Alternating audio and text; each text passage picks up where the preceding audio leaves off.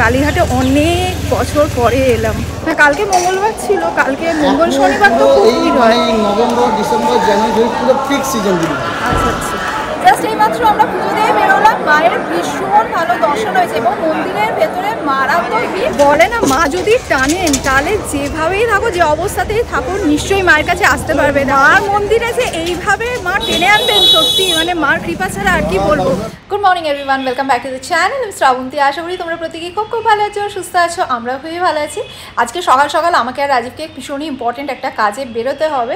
তো আজকে breakfast বানানোরও time নেই, ব্রেকফাস্ট করারও টাইম নেই, যেহেতু ভীষণ ইম্পর্টেন্ট একটা কাজ আছে। তো দেখি হয় বাড়ি এসে ব্রেকফাস্ট বানিয়ে নেবো, আর নয়তো রাস্তায় কোথাও একটা খেয়ে নেবো, এই আর কি প্ল্যান। আর লাস্ট ব্লগটায় দেখলাম তোমরা খুব সুন্দর সুন্দর আমাকে কমেন্ট করেছো, তার জন্য thank you so much. Plus অনেকেই দেখলাম সাবস্ক্রাইব করেছো, থ্যাংক ইউ সো মাচ। এইটুকুই আমি তোমাদের থেকে চাই, যেহেতু দেখো আমরা ফ্যামিলি মেম্বার, সেই জন্য এইটুকু আবদার আমি তোমাদের কাছে করেছি। প্লিজ তোমরা কিছু মাইন্ড করো না, but once again thank you so much. আর জানো তো, আমাদের বাড়িতে আর একটা নতুন গাছ অ্যাড হয়েছে। এই যে দেখো, জগন্নাথ দেবের সামনে এখানে রেখেছি, চলো তোমাদেরকে ক্লোজ আপে দেখাই একবার। এই যে এই গাছটার কথাই বলছি, নতুন এটা অ্যাড করেছি, পাতাবাহার গাছ। আমার তো বেশ ভালো লেগেছে গাছটা। তোমরা হয়তো ভাবছো কি যে শুরু করেছে, একের পর এক গাছ নিয়েই আসছে, বাট বিশ্বাস করো আমি কিন্তু সেখানে গাছ কিনবো বলে যাইনি। নার্সারির সামনে দিয়ে একটা জায়গায় যাচ্ছিলাম, তো এই গাছটা চোখে পড়ে আমার এত ভালো লাগলো, সেই জন্য গাছটা নিয়ে এসেছি। তো ভাবলাম তোমাদেরকে দেখিয়ে দিই। আর এখন আমি কীরকম গাছ আনি বলো তো, ইনডোর প্লান্ট আনি, আর যেগুলো লো মেনটেনেন্স গাছ সেগুলোই নিয়ে আসি, তাতে মেনটেন করতে খুবই সুবিধা হয়। কারণ কি আমরা প্রচুর ট্রাভেল করি, তো সেই জন্য এখন আমি এরকম টাইপের গাছই বেশি নিয়ে আসি। যাই হোক, এখন আর বেশি আড্ডা মারার টাইম নেই, আমাদেরকে বেরোতে হবে। তো রেডি হয়ে নিই আবার ফিরে আসছি।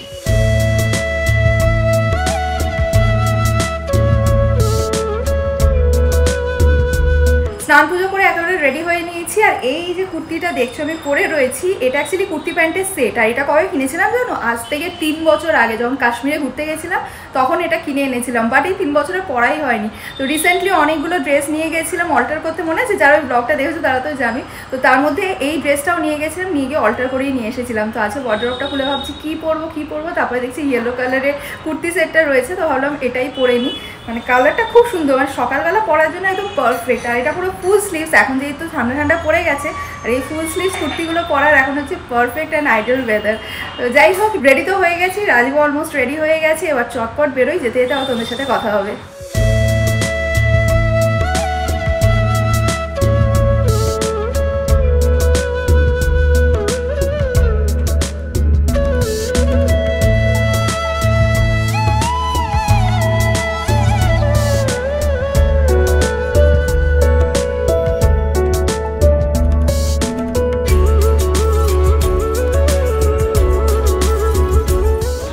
আমরা যে কাজটার জন্য বেরিয়েছিলাম, কাজটা হয়ে গেছে। তো আমরা ভেবেছিলাম ফেরার সময় লেক কালীবাড়ি হয়ে তারপরে ফিরবো, লেক কালীবাড়িতে দর্শন করবো, পুজো দেবো, দিয়ে ফিরবো। তো আমরা এখন কালীঘাটের ওপর দিয়ে যাচ্ছিলাম, তো সেই জন্য ভাবলাম না কালীঘাটেই যাই। তো কালীঘাটে অনেক বছর পরে এলাম, একদম চেঞ্জ হয়ে গেছে।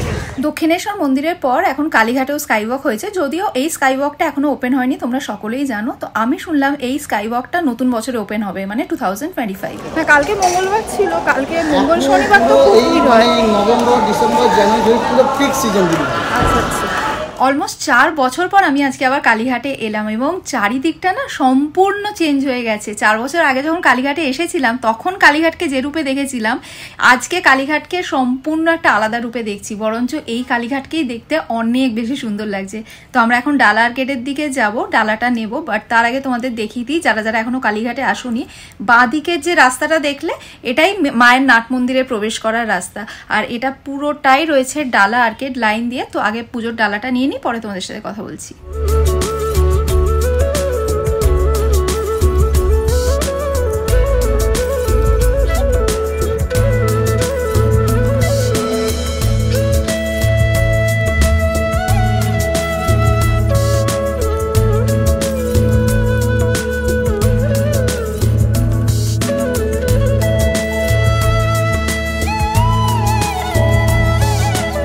এবারে কালীঘাটে গিয়ে শুনলাম মাকে 3 ভাবে পুজো দেওয়া যায়।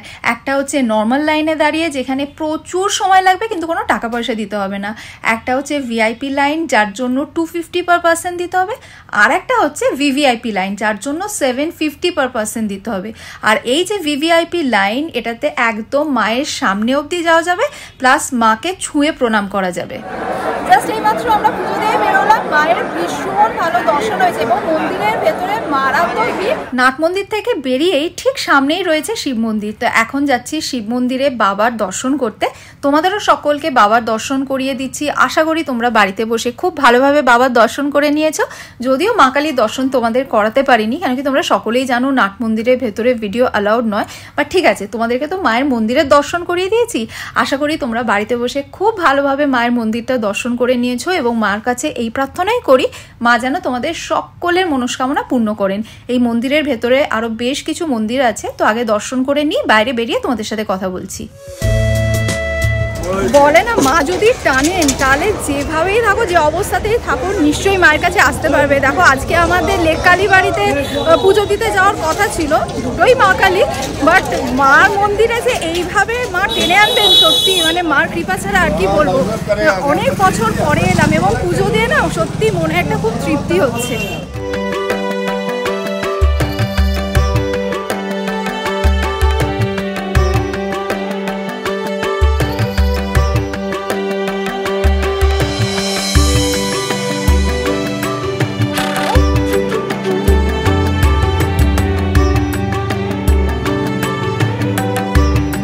কালীঘাট থেকে আমরা এখন চলে এসেছি বুনাফিল রোস্টারে। তো এখানে আমরা ব্রেকফাস্ট করে নেবো, কেন কি অনেক সকালে যেহেতু বেরিয়েছি, খিদেও পেয়ে গেছে। এখন বাড়ি ফিরে ব্রেকফাস্ট বানিয়ে খাওয়া, এর থেকে ভাবলাম যে একেবারে এখানে ব্রেকফাস্ট সেরে তারপরে বাড়ি ফিরবো।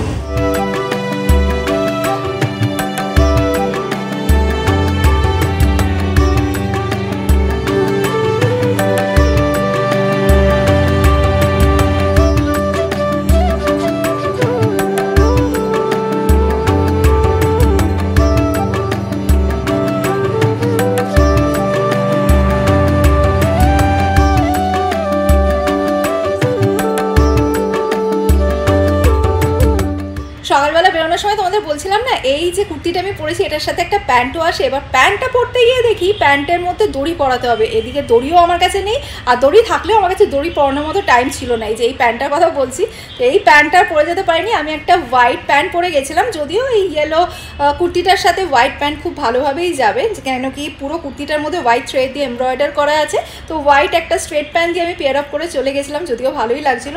তো এখন আমি ফেরার সময় এই যে দড়ি নিয়ে এসেছি, এখন এই প্যান্টটার মধ্যে দড়িটা পরিয়ে নেব, যাতে যে এর পরে আর পরতে অসুবিধা না হয়। তো এই আর কি ব্যাপার। এখন গিয়ে লাঞ্চ বানাবো। আজকে আমাদের লাঞ্চে খুবই চটজলদি একটা খাবার বানাবো, আর খেতেও দারুণ হয়। আর একটা পদ রান্না করলে আর কিছুই লাগে না। ভেটকি মাছের একটা পদ গেস করতে পারলে কি? হ্যাঁ, ঠিকই গেস করেছো, বাট ভেটকি মাছের পাতুরি বানাবো না, যেহেতু কলা পাতা আমার কাছে নেই। আর আমাদের বাড়ির সকলেই না ভেটকি মাছের পাতুরি বলো বা ভাপা ভেটকি, এগুলো খুব ভালোবাসে। জাস্ট ওটা বানিয়ে দিলে আর কিচ্ছু লাগে না আমাদের। তো সেই জন্য আমি ভাবলাম যে ভাপা ভেটকি বানিয়ে নেবো আর কি। একদম ভেটকি পাতুরি যে প্রসেসে বানায় সেম প্রসেসেই বানাবো, জাস্ট কলা পাতাটা থাকবে না, ভাপা করে নেবো। তো এখন গিয়ে ভেটকি মাছটা ম্যারিনেট করে নিই, কিছুক্ষণ ম্যারিনেট করা থাক, তারপরে রান্নাটা বসিয়ে দেবো।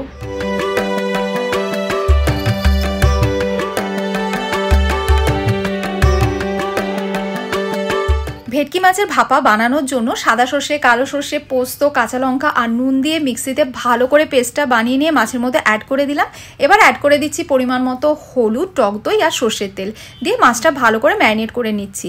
আমি মিক্সিতে পেস্ট বানানোর সময় যেহেতু নুন অ্যাড করে দিয়েছিলাম, সেই জন্য মাছটা রান্না করার সময় আর আলাদা করে নুন অ্যাড করব না। ম্যারিনেশন ডান। এবার বেশ কিছুক্ষণ চাপা দিয়ে রাখছি।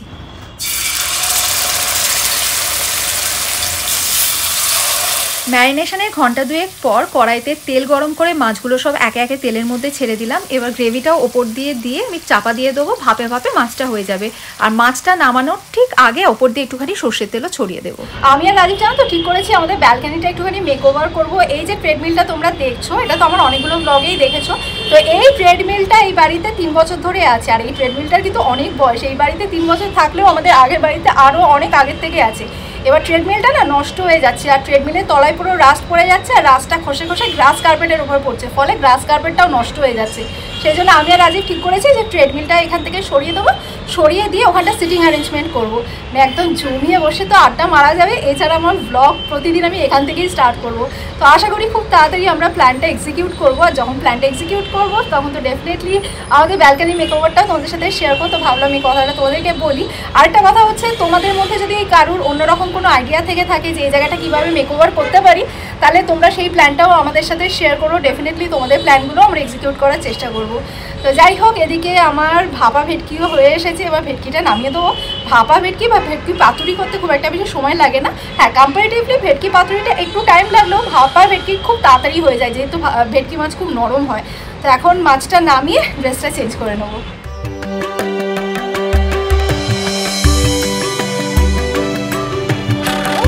Hello, how was your day? Good. এসো। এই যে আমাদের আরিয়ান স্কুল থেকে চলে এসেছে। কি খাবে বাবা? বার্গার বানিয়ে দাও। বার্গার বানিয়ে দেবো? আমি জানতাম এরকমই কিছু একটা বলবে। অনেকদিন ধরে বার্গার বলছিল, তো বার্গার বানানো হয়নি। ঠিক আছে, চলো চেঞ্জ করে নাও, বার্গারটা বানিয়ে দিচ্ছি। ওকে।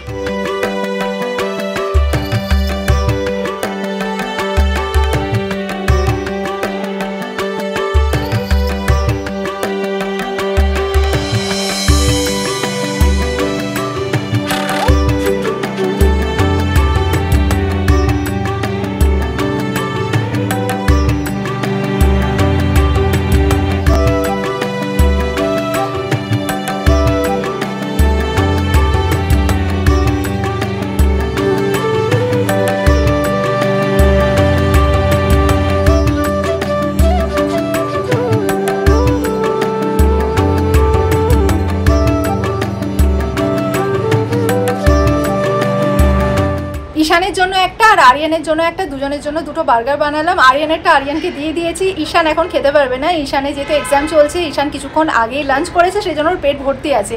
তো ঈশানেরটা রেখে দিয়েছি, ওর সন্ধ্যেবেলা খেয়ে নেবে। তো বার্গারটা দিয়ে ব্যালকানির সব গাছগুলোতে জল দিয়ে দিলাম। এখন একটুখানি যাই, নিজের মতো একটুখানি টাইম স্পেন্ড করে, একটু মি টাইম স্পেন্ড করবো আর কি। তো চলো, আজকের ব্লগটা এই পর্যন্তই রাখছি। যদি আজকের ব্লগটা তোমাদের ভালো লেগে থাকে, লাইক করো, কমেন্ট করো, ফ্রেন্ডস অ্যান্ড ফ্যামিলি সকলের সাথে শেয়ার করো। আর স্মাইল উইথ রবসের ফেসবুক পেজটা প্লিজ ফলো করে নিও। Thanks for watching and by.